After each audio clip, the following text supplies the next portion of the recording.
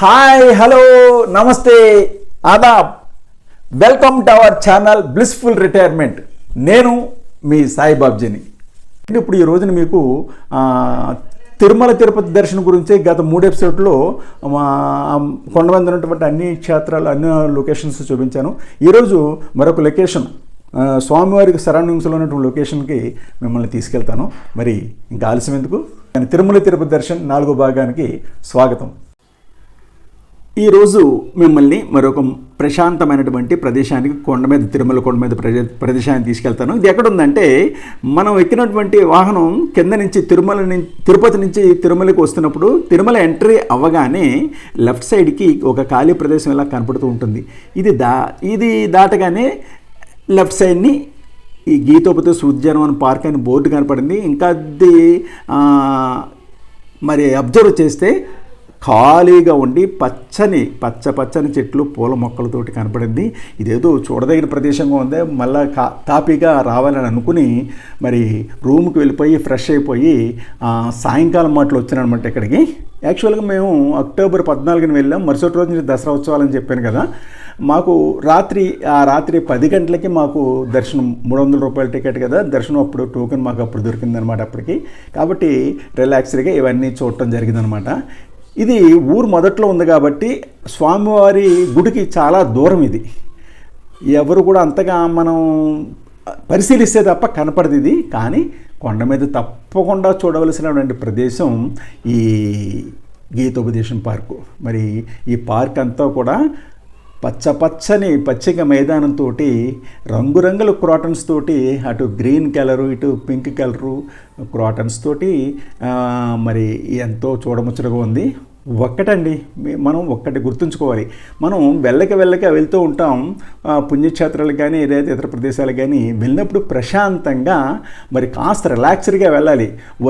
వెళ్ళామా స్వామివారి దర్శనం అయిపోయింది, వచ్చిన పని అయిపోయిందని చేతులు దులుపుకుని వెళ్ళిపోకూడదు. కాస్త రిలాక్స్డ్గా తీరిక చేసుకుని రావాలి. వచ్చాక అక్కడ ఇటువంటి ప్రదేశాలు ఎక్కడ ఉన్నాయో మనకి తెలియకపోతే ఎవరినైనా అడిగి తప్పకుండా చూడాలన్నమాట. అప్పుడే మనం ఈ తీర్థయాత్రల ఉద్దేశం ఏంటి, మనం పుణ్యం పురుషార్థం అన్నీ కూడా కలిసి రావాలని అనుకుంటాం కదా. కాబట్టి మనసు ప్రశాంతత పొందడం కోసం ఇటువంటి యాత్రలు చేస్తుంటాం. కాబట్టి కాస్త రిలాక్స్డ్గా రావాలి. వచ్చాక ఇటువంటి చోట్ల మనం కొంతసేపు కూర్చోవాలి. ఇది చూడండి, మరి ఇక్కడ చూస్తేనే మనం అన్నీ మర్చిపోయి హ్యాపీగా మన మనసు తేలికైపోతుంది అనమాట. మరి అటువంటి ప్రదేశం ఈ గీతోపదేశం పార్కు. మొత్తం నేను ఇక్కడ ఇదంతా కూడా పార్క్ అంతా కూడా తీశాను. చూడండి, ఇక్కడ రంగురంగుల పూలు, బంతి పూలు, మరి చామంతి పూలు, క్రోటన్స్ చాలా చక్కగా మరి ఈ పార్కుని డెవలప్ చేస్తున్నారు. ఈ వీటి యొక్క పోషణ కోసం వాటరింగ్ స్ప్రింక్లర్స్ ద్వారా చక్కగా ఎక్కడికెక్కడ ఏర్పాటు చేస్తారు. ప్రతి పాయింట్ నూక్ అండ్ కార్నర్ కూడా మరి వాటర్ చేరటంతో ఈ ఎంతో కలకల్లాడుతూ పచ్చదనంతో ఈ ప్రదేశం ఉందన్నమాట. ఇదిగోండి స్ప్రింక్లర్స్ మొత్తం అంతా కూడా ఈ చక్కగా వాటరింగ్ చేస్తున్నాయి. ఇక్కడ చూడండి బంతిపూలు, పచ్చని బంతిపూలు, మరి ఈ చామంతి పూలు ఒకటేంటి అసలు అవి చూస్తేనే మనం అన్ని కష్టాలను మర్చిపోవచ్చు అనమాట. అయినా నాకు ఇంకోటి అనిపించిందండి, ఇక్కడ కృష్ణుడు అర్జునుడికి గీత బోధ చేస్తున్నారు కదా. సాధారణంగా మనం పుణ్యక్షేత్రాలకు ఎందుకు వెళ్తాం, మనం ఏదన్నా మనం అనుకున్నటువంటి కోరిక నెరవేరినా లేకపోతే మన కష్టాలు తొలగించి స్వామి అని వేడుకోవడానికి వెళ్తాం. ఏదైనా ఉపాయం దొరకపోతుందని వెళ్తాం కదా. అలాగే ఇక్కడ కూర్చుంటే కనుక కృష్ణుడు మనకు కూడా ఏదైనా గీత బోధ చేస్తాడేమో అనిపించింది. మన కష్టాలకి ఆలోచన ఇక్కడ కూర్చుంటే కనుక అటు తిరుమల స్వామివారిదే వల్ల కానీ లేకపోతే ఈ ప్రదేశం వల్ల కానీ మనకి ఏదైనా ఆలోచన దొరకొచ్చేమో అని కొంచెంసేపు అనిపించింది. సరదాగా జోక్ చేస్తున్నాను, ఏమనుకోండి. మరి అంత పీస్ఫుల్గా ఉంది. ఎందుకు చెప్పొచ్చేది ఏంటంటే అంత పీస్ఫుల్గా ఉంది. తప్పకుండా మరి తిరుమలలో చూడవలసిన ప్రదేశంలో ఇదొకటి. తిరుమలలో ఒకటేంటి, మొత్తం అన్నీ కూడా టోటల్గా చూడాలి. అంటే ఒకటి కొంతమంది అనుకుంటారా, ఇంతకు ముందు వచ్చాం కదా, వెళ్ళాం కదా, చూసాం కదా అనుకుంటారు. కానీ వచ్చిన ప్రతిసారి కూడా చూడవలసింది. ఎంచేతంటే ఒక రోజుకి రోజుకి డెవలప్మెంట్స్ ఉంటాయి, కొన్ని డెవలప్మెంట్స్ ఉంటాయి, మారిపోతూ ఉంటాయి. ఏమండి, ఇంత ఖర్చు పెట్టుకొచ్చి మనం ఎలాగొచ్చాం అలాగే వెళ్ళిపోయాం అనుకుంటా కాదు కదా. మనం తప్పకుండా ఖాళీ చేసుకుని అన్నీ చూడవలసిందే అనమాట. అప్పుడే మనం ఇంత ఖర్చు పెట్టుకొచ్చినప్పుడు దానికి ఫలితం దక్కుతుంది. ఆ విధంగా మరి ఆలోచించాలి. ఈ విధంగా ఈ గీతోపదేశం పార్కు చక్కని లొకేషన్ ఇది చూసిన తర్వాత మేము ఈ అన్నదాన ప్రసాదం దగ్గరికి ఆ ప్రాంతానికి వచ్చాము. ఇది ఉత్తర మాడవీధులు, స్వామివారికి 4 ఉత్తర మాడవీధులు ఉంటాయి కదా, దానికి ప్రక్కనే ఈ తరిగొండ వెంగమాంబ ఇది అన్నప్రసాద కేంద్రం. ఉదయం 8:30 to 10:30 టిఫిన్ కూడా పెడతారట. భోజనం 10:30 నుంచి 4 గంటల వరకు, రాత్రి 6:30 నుంచి మళ్ళీ 10 వరకు భోజనం కూడా పెడతారు. ఈ మాతృశ్రీ తరిగొండ వెంగమాంబ అన్నప్రసాద కేంద్రం ఇది ఒక భక్తుడు, పశ్చిమ గోదావరి జిల్లా భక్తుడు ఒక ఆయన డబ్బుతోటి ఈ చక్కని 2 అంతస్తుల బిల్డింగు, 2 అంతస్తులు 3 అంతస్తులు ఉన్నట్టుగా ఉన్నాయి, ఇక్కడ కట్టారు.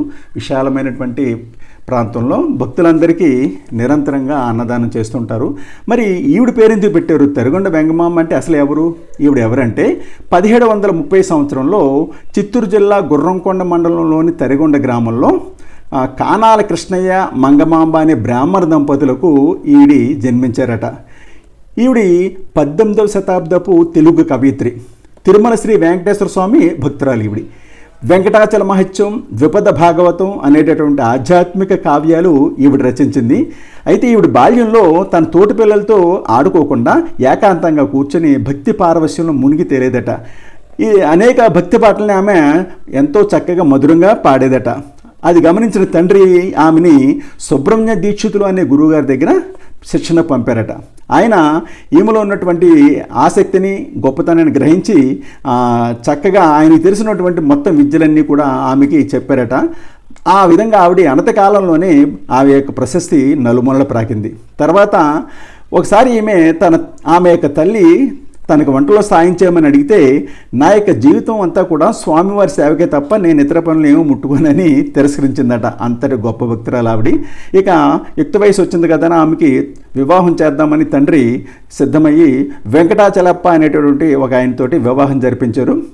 అయితే ఆయన తన భార్య యొక్క భక్తిభావం మౌఢ్యం చూసి అది కొంత తగ్గించడానికి ప్రయత్నించారట, కానీ ఆమె వినలేదట. ఆ విధంగా ఆవిడ చివరికి ఒంటరిగా తిరుమల కొండ మీదకి వచ్చి ఒక స్వామివారికి 14 కిలోమీటర్ల దూరంలో ఉన్న ఒక ప్రాంతంలో కుటీరం నిర్మించుకుని యోగా చేసుకుంటూ స్వామివారిని పూజించుకుంటూ ఉండేదట. ఆమె స్వామివారికి మీద అనేకమైనటువంటి భక్తి గీతాలు మరి ఆవిడ రాసింది. ఆ తర్వాత ఈవిడి గురించి ఒక విశేషమైనటువంటి ఉంది. ఈవిడి ఉత్తర మాడవీధిలో నివసించేదట. వేంగమాంబ హారతి తీసుకునేదే బ్రహ్మోత్సవాల సమయంలో ఆమె ఇంటి ముందు నుండి కదలనే రథానికి గుర్తుగా ప్రతిరోజు రాత్రి ఏకాంత సేవ అనంతరం వెంగమాంబ పాట పాడమని, హారతి ఇమ్మని భక్తులు అర్చకులు అడిగేవారట. ఆ విధంగా తరిగొండ ముత్యాల హారతి సేవ అనేటటువంటిది మరి మొదలైంది. ఆ విధంగా ఆవిడ యొక్క 80వ ఏట అంటే 1817లో సజీవ సమాధి అయ్యారు. అటువంటి మహాభక్తురాలు ఆవిడ పేరు మీద అందుకే ఇక్కడ ఈ తరిగొండ వెంగమాంబ అన్నదాన సత్రం అని నిర్మించడం జరిగిందనమాట. అది ఇప్పుడు వరాహస్వామి గుడి, ఇది క్షేత్రపాలకుడు. సాధారణంగా ఈ క్షేత్రపాలకుని దర్శించాకే స్వామివారిని దర్శించుకోవాలని పెద్దలు చెప్తూ ఉంటారు. ఇది ఒక మాడవీధిలో వరాహస్వామి గుడి ఉన్నది. చూడండి, రాత్రి మేము వెళ్ళే సమయానికి మూసేస్తున్నది కాబట్టి కుదరలేదు లోపలికి వెళ్ళటం. కాబట్టి ఇది తర్వాత వచ్చే ఎపిసోడ్లో ఆనంద నిలయాన్ని చూద్దాము. ఈ వీడియో కనుక నచ్చినట్టయితే లైక్ చేయండి, షేర్ చేయండి, సబ్స్క్రైబ్ చేయండి. Thank you, bye bye.